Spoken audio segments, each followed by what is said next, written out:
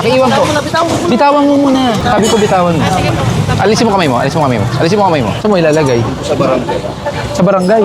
Papunta rin ako dun eh. Tatanggalin ko rin yan. Di sa loob po ng barangay. Tatrabaho sa barangay yung tatay. Iwan mo nga dyan. Ano pangalan? Ano pangalan tatay mo? Ano pangalan? Huwag ka mo nang gagalaw. Kinakausap kita eh. Sino po ba tatay mo? Hindi umubra si Kuya mga kaibigan. So panoorin natin mga kaibigan. So this video nga para is from Dada ko mga kaibigan. So syempre kung bago ka sa YouTube channel, Facebook and TikTok pakihit naman ang subscribe button and follow button. So yun mga tol, simulan na po natin. Kung excited na kayo. At syempre, ito na. In 3, 2, 1, let's do this. Pakiiwan po. Bitawan mo muna. Sabi ko bitawan mo. Alisin mo kamay mo. Alisin mo kamay mo. Alisin mo kamay mo. Yung mga nakita nyo kayo na dyan, ng mga motorsiklo, mga tambak, pati itong manukan, saka itong mga ito, yung mga binaklas doon, napag-alaman natin sa karamihan dahil yung karamihan dito, dyan pala nakatira. Sa mga bahay na yan. So ayan ang kanto ng Scout Wason. Ito naman yung Hotel Camilot. Magmula dito, hanggang doon yan, sa pinanggalingan natin sa may kanto ng Mother Ignacia. Mahaba. Mahaba itong mga nakapark dito. Saan mo ilalagay? Sa barangay. Sa barangay. Papunta rin ako dun eh. Tatanggalin ko rin yan. Di sa loob po ng barangay. Tatrabaho sa barangay yung tatay. Iwan mo nga dyan. Ano pangalan? Ano pangalan tatay mo? Ano pangalan? Huwag ka mo nang gagalaw. Kinakausap kita eh. Sino po ba tatay mo? So mga kaibigan like, share, subscribe po kayo kay Dada ko guys.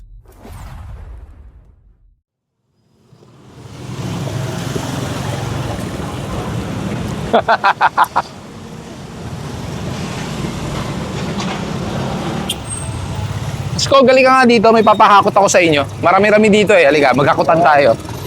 Scout Bayoran, saka corner ng Scout Wason.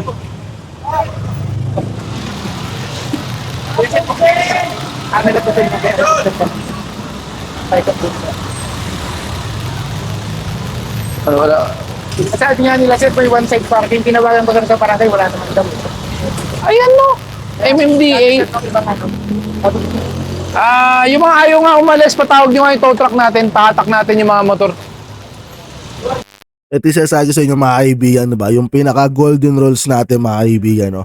Kung saan may nakalagay mga kaibigan, no parking sign mga kaibigan, doon talaga dapat kayo pumarada mga kaibigan. Kasi ayun yung parang pinaka mga kaibigan, no? Pinaka critical thinking dapat mga kaibigan, no? Kapag mag-iisip ka ng tama at maganda, maghanap ka kung saan may mga no parking sign, tapos doon mo ibalandra mga kaibigan yung motor mo, sasakyan mo, ganun mga kaibigan. Yung pinakamatinong pag-iisip mga kaibigan pag gagawin mo yung tol. Baka meron na nakabalik, patakbo ka ng tow truck flatbed. Yung mga nasa gilid, kunin nyo lahat. Wala na yun. Puro basura pa naman, sir. Tulak nila, kung gusto nila. Tulak niyo po. Sama niyo ano. Ang dami nito. Yung iba nakakulambo pa. Talagang parkingan na talaga. Unahin nyo na yung cart doon. Meron na lahat, sir. Yung green. Sa kaliwa. Unahin mo na.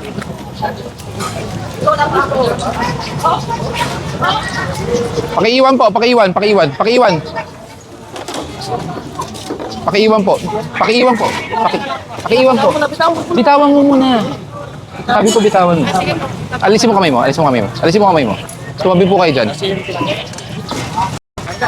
Yung kantong yan ang Mother Ignacia.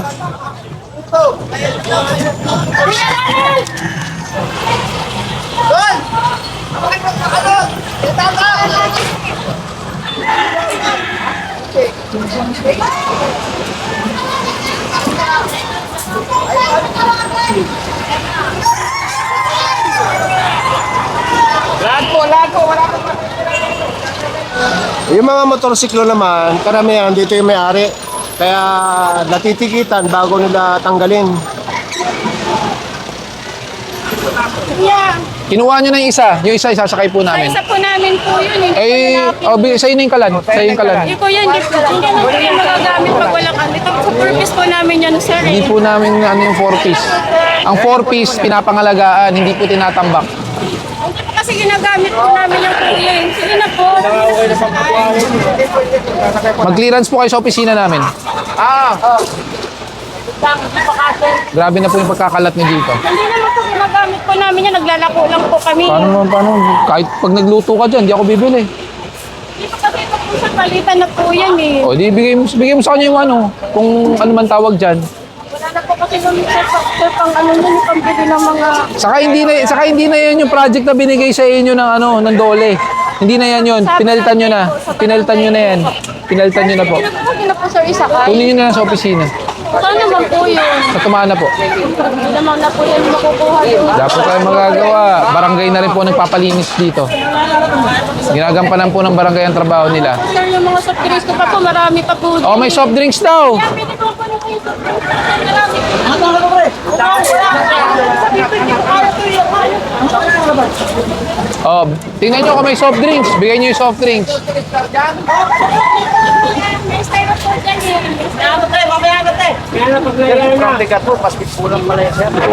Kunin mo. Hindi, ano, katayin mo. Sana pinangalagaan nyo, hindi nyo po tinambak sa bangketa. Ano po, kakalabas lang po kasi namin. Araw-araw ko kayo dinadaanan. Pagdating na nga po, nandun na nga kayo sa ano eh. Gitna eh. Huwag tayo umabuso. Okay lang po ba yung hindi po? Actually, hindi nga dapat kasi makalat na eh. Hindi namin pero yung pato. Iigaan namin nung i-clear yung pato. Saan ka ba? Sa barangay ka ba? Hindi po magka. Naiulap lang sana po kami. Hindi namin yung pato. Para maparadahan lang po yung mga... Ang parada doon. Hindi ko alam kung sino papayag sa inyo dahil para ano yan. Kung sino mapagkamayari. Sa may-ari po, pero itong pato, i-open po lang. Dapat. Saka walang manok. Walang manok, walang kalat, lahat wala. Kaya malinis po. Dapat malinis. Kasi ilang dekada na kayong pinagbigyan dito. Apo sir. Pakalat ang pakalat. Tignan mo. Okay na lang po yung nakaparada po mo. Oh, pero ayusin nyo. Huwag balagbag. Walang manok ha. Wala akong makikita manok. At sige, sabihan mo na lang. Walang manok, walang food cart na nakatambak. Apo. Di ba ito? Salamat. Sige po. Wala, malinis na daw dyan. Wala nga po. Grabe yung kalat. Tignan mo, kalsada. Sino magtatangka maglakad kung gano'n yung kalsada? Diba? Kahit ano yun? Ay, Nakatambakin yun. ay, hindi naman sa amin yan. Di ba sa ano yan, drainage yan? Tagal na nakatambak din sir. Iniwalan lang nila. Ay, hindi ko po alam kanina po yan. Hindi po kami kumukuha ng building materials eh. Sa sewage po yan eh. Yung mga tao eh. Tagal na nakatambak kayo din sir eh. Kaninong project ba yan? Ha? Kaninong project ba yan? Ano sir, mga project yun. Tagal na yan dyan sir. Nakatambak. Pwede ba i-renew na to? Diyo? Permit saan yan? Yan po yun, yung mga side parking po dati. Yan po yun, one side parking. Hindi lang nare-renew pa eh. Ay, hindi na rin. Ibig sabihin, wala. Ikaw naman eh. Loko mo Hindi ko. po, kung pwede po bang i-renew ulit sa City Hall? Unahan na kita. Apply mo ng renewal. Hindi po kami papayag dahil ito po ay mabuhay lane. Mabuhay lane na po to. Pakibasa po. No parking. Both side. Mabuhay lane. Eh, hindi na wala na po. Kailan pa nag-expire yan?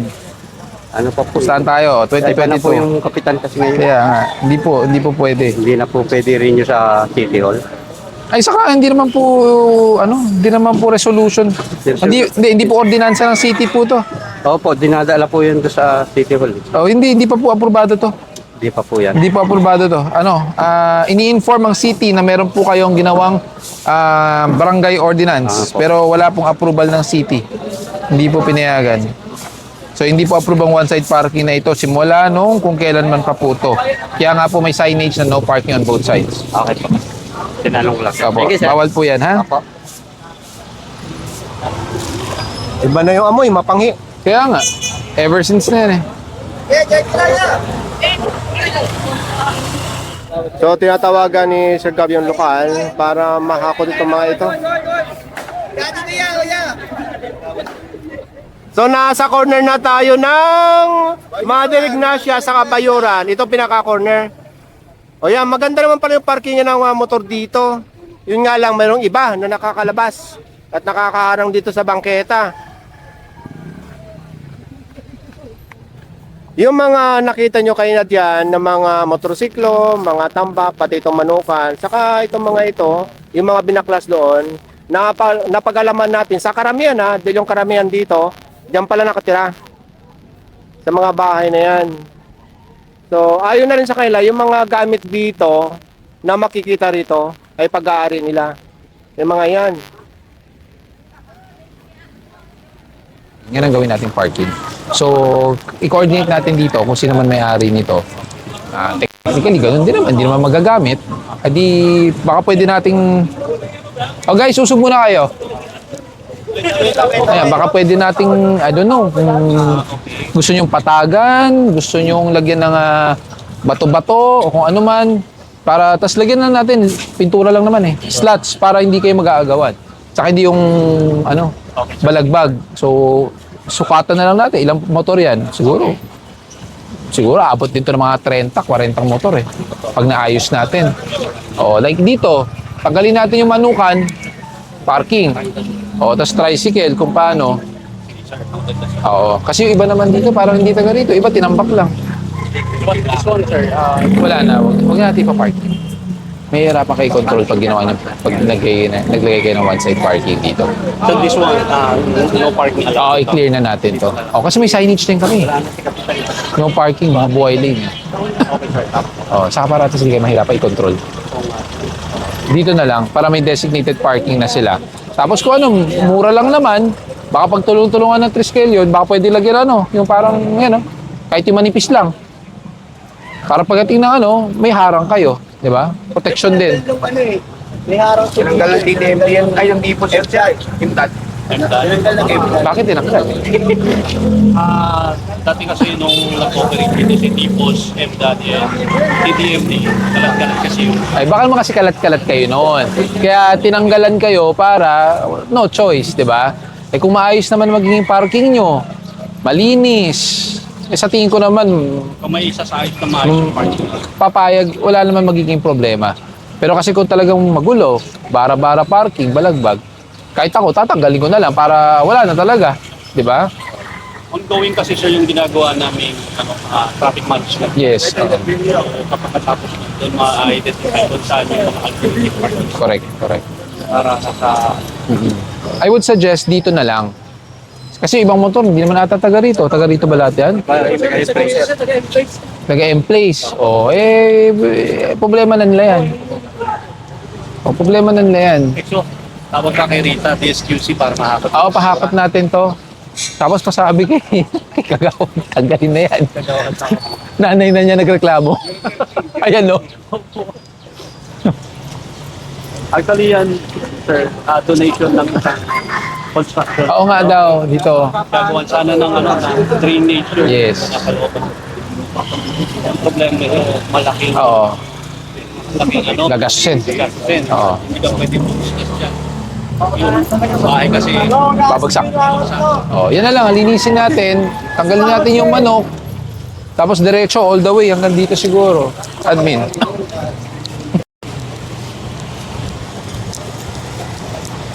Ito ba sa inyo rin, mga motor nyo?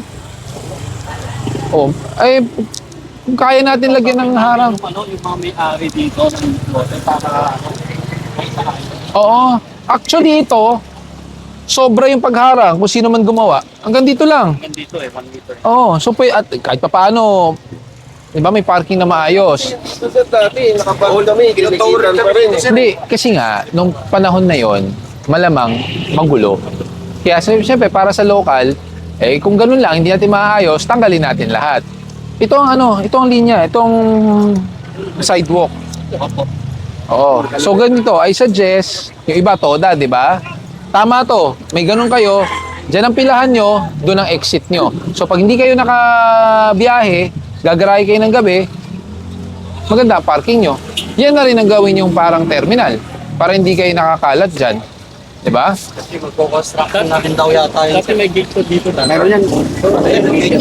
Hindi, habang hindi pa naman nag-uumpisa, di ba? Sa tingin ko, hindi naman gagawin to next month. Ilang taon na to nakatingin. Di ba? Pansamantala. Pag ayusin, gagamitin, usap ulit kung paano gagawin natin. Ganun na lang. Pero sir, sa ngayon, pwede na ka dyan. Hanggang dito lang. Oo. Kaya nga sabi ko, pwede nyo i-move out to. Patagilid. Ayun yung sidewalk. Pwede naman, tagilid. Oo. Dalawa. Pwede naman dalawa. Bakit pag gano'n na lang? Ganun na lang. Kasi pag ginawa nyo yung dalawa, meron aabuso at aabuso. Isa na lang, sir. Isa-isa na lang para kahit paano maluwag. Tapos doon. Tapos, ayan, marami naman yan eh. Ayusin nyo lang ang pag-park. Kasi kung nakabalagbag ng ganun, talagang kukunti ang papark. Diba? Kaya sabi ko, Kasi kanina yan. ayan, pag gano'n, linya-linya natin na maayos. Pasok lang nila kasi Oo. pero ililipat din ka agad yan sir. May kalabas kasi dyan. Ganun na lang, admin, lagyan natin ng linya. Tapos siguro, kahit note lang, temporary parking. Sure ka pa, ayusin ko. Ayusin na lang natin, oh. Pero itong side na to, wag na. Para malinis. Dito na lang po. Oo. Kaysa naman lagi kayo kino-complain. Okay, sir. Salamat po, sir. Ha? Tapos maintain yung ano ha, malinis. Okay pa. Nasaan na yung flatbed? Kasi maraming naiwan dito, baka pwede maitaw na natin. Sir. Ah, doon na lang tayo. So ayan ang kanto ng Scout Wason. Ito naman yung Hotel Camilot. Magmula dito hanggang doon yan sa pinanggalingan natin sa may kanto ng Mother Ignacia. Mahaba. Mahaba itong mga nakapark dito. Motor at tricycles. I-update ko lang kayo dito sa pinakita ko sa yung tricycle sa motorsiklo. Natikitan lahat yan. Bali, 50 yung ticket dyan. Ngayon, inaantay na lang ito yung mga tow truck para maisampa yung mga walang lalabas na may-ari dito. Oy, dito, ito. Ito muna. Sa harap muna. Gusto, likod una eh. Kung dalawa.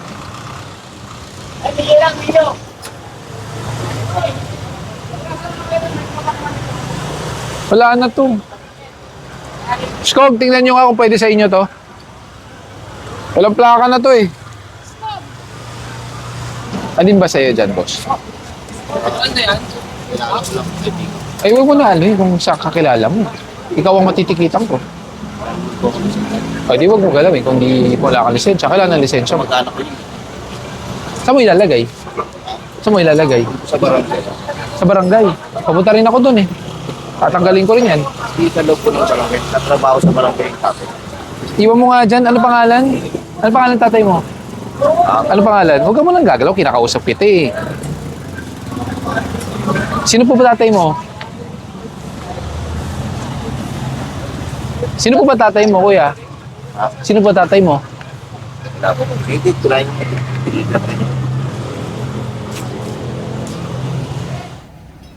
Ang kulit eh, no? Parang papansin. Hindi ako sasagot sa ano. Goma nyo ba yan? Sa inyo ba yan, yung goma?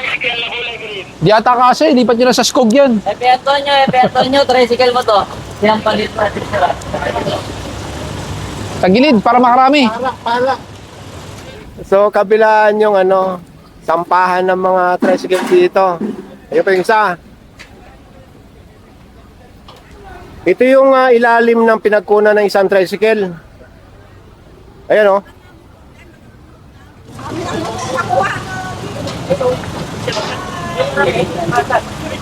Kaya sa mga motoristang mga tiga rito sa may Scout Bayoran at saka may pupunta pa dito, mayroong sign doon na no parking both side. Tapos sa gitna mayroon din. Ayan, mayroon. Sa kanto mayroon din tad ng no parking sign dito. So bawal na pong parkingan dito ayon sa MMDA kabilaan.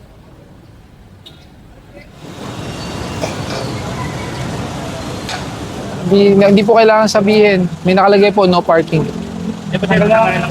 Patanggal na po ng lock. Ayan, ando na po.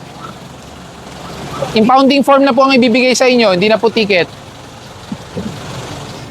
Update lang sa mga natikitan at nahatak dito lang sa may Scout Bayoran ha. Bali yung nahatak or naisampa, tricycle at motor, magkasama na yun ha, 11. Tapos lahat nung natikitan at pinalis, ibig sabihin, andyan yung mga may-ari ay 52. Ibig sabihin, 52 yung naabot ang mga motor dito.